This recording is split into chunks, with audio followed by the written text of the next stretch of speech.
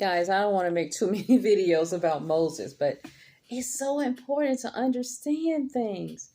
Listen at this, guys. I keep telling you about these three feasts, right? So, their new year starts in September. That's just like when we get to January, it's in January, after Christmas. So, look, when they're having their three feasts, the feast that comes once a year is at the end of the year in December.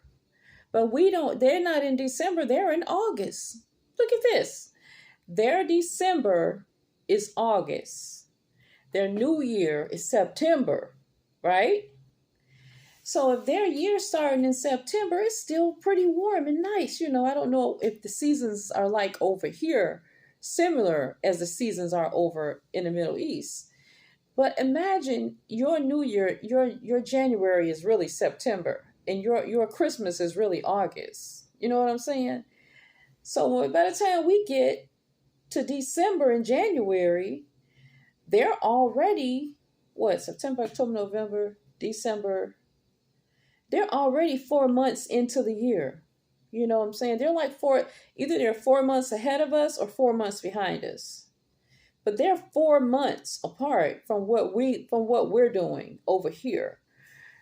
So when he's up here in Exodus 23, the three national feasts, the feasts unto me in the year, they're talking about where they're serving big amounts of food and they're honoring God. This is the end of the year, like December, but it's really August. So, what happens in August over here is you're gathering what you grew all summer because winter is coming. So you're gathering in your crops. If you have a garden or if you have plants or whatever that you've grown, you say, well, I want to gather in what I grow and freeze it for the winter. So that actually is the end of summer. It's like their December, the end of summer. So say in August 30th, it's like Christmas time, like a big celebration, a big gathering in of the harvest. And then in September is this is the first one of the year in September. And that's when I guess their season began to change in September. So they're like 4 months ahead of us. Like, I don't know if their 2024 starts in September next year, but we're going to find that out. Are they 4 months ahead of us? I know they're not 4 months behind us. They're probably 4 months ahead of us. But anyway, I was reading something here about when you're talking about the 7. I kept telling you, remember the number 7.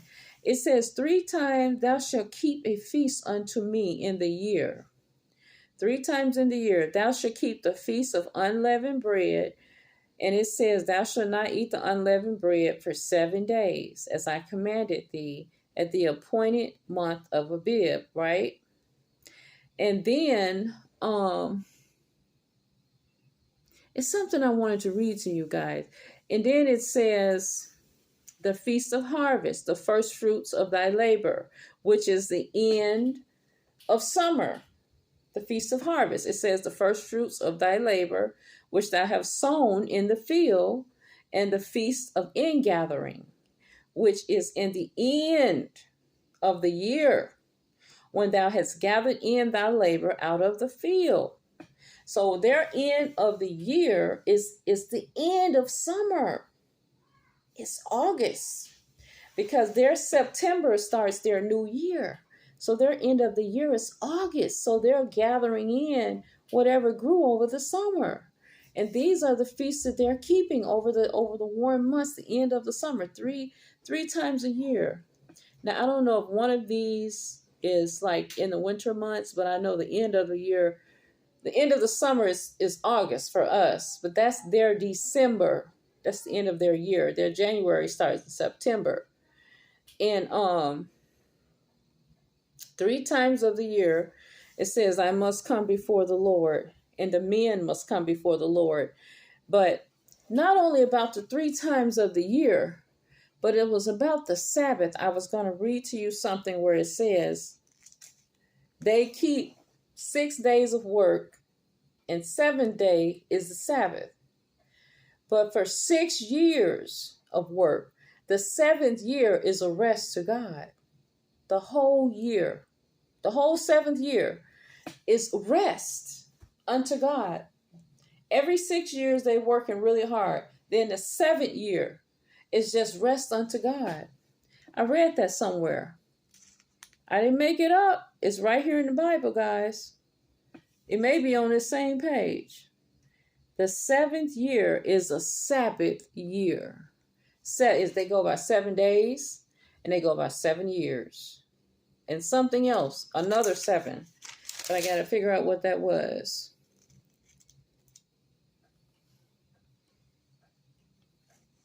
They work for 6. The 7th year, they don't do anything. Well, I believe they do something, but it's a rest. And you know how people say after 7 years, your credit starts over. They can't hold things against you for 7 years. I think they got that from the Bible. Somehow I think that came from the Bible. Like after 7 years, they say your credit is forgiven. Certain things are forgiven. Because most of the time, the people that's trying to chase you down for the money, if they don't get it within 7 years, they like, oh, forget it. You starting all over again. But it's something in here about 7 years, just like 7 days. And I read it. And it wasn't long ago that I read it, because that's why I came back on here to tell you about. It's a lot of things in here that you have to dig out. Here it is. It says the land and the Sabbath, the law. It says, in 6 years thou shalt sow thy land, grow in thy land, and gather fruits thereof. But the 7th year thou shalt let it rest and lie still. So for the whole year of that 7th year, the land don't do nothing. The land rests. Just like the people rest on the 7th day. In the 7th year, the land rests. Isn't that something? And then it says that the poor of thy people may eat. Let the poor eat. It says, let the land lie still and let the poor eat. And what they leave, the beasts of the field shall eat. In like manner, thou shalt deal with thy vineyard and with thy olive yard. Okay. Deal with the vineyard and the olive yard. It says the Sabbath laws require that both the 7th day of each week and each 7th year are treated as sacred opportunities for the rest and rejoicing in God's provision and power. They teach not only the importance of mercy, but the need for dependence on God by forcing people to trust that God will bless their faithfulness with plenty. The Israelites have a weakness for idolatry, and therefore God requires them to be rigorous in honoring Him during their annual festivals. They are required to come together before the Lord, rejoicing in honor in His faithfulness, and they are not to arrive empty-handed with their sacrifices that demonstrate their loyalty and love for God. Now back up here. 6 days thou shalt do thy work. On the 7th day thou shalt rest. Everything in their household, thy ox, even the stranger. And in all things that I have said unto you, be circumspect, and make no mention of the name of other gods, neither let it be heard out of thy mouth. Okay, and that's right above where they talk about the 3 feasts.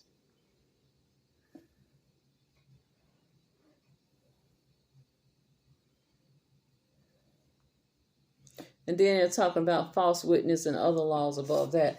But we have like 3 major feasts here. We have Christmas, we have Easter, and there's something else. I don't know. The 4th of July, I think we have. We have the summer feast, which is the 4th of July for the military people. And we have Christmas, which people say that's to honor God. But that's just that's an idolatry holiday, Christmas. And we have Easter. Now, Easter is Resurrection Sunday, because it talks about the raising and dying of Jesus Christ. And the 4th of July is about the military soldiers, how, they fought to keep the land free. And Christmas, people try to say that's because the baby Jesus was born. They try to make a reason that they celebrate, but that's really idolatry. It's all about presents and gifts and stuff that people should give each other 24/7.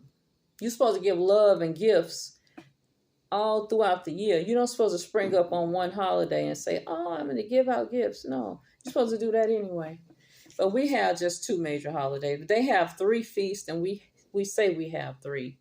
Okay, guys, I got to go. My battery's getting weak. Love you. Talk to you later.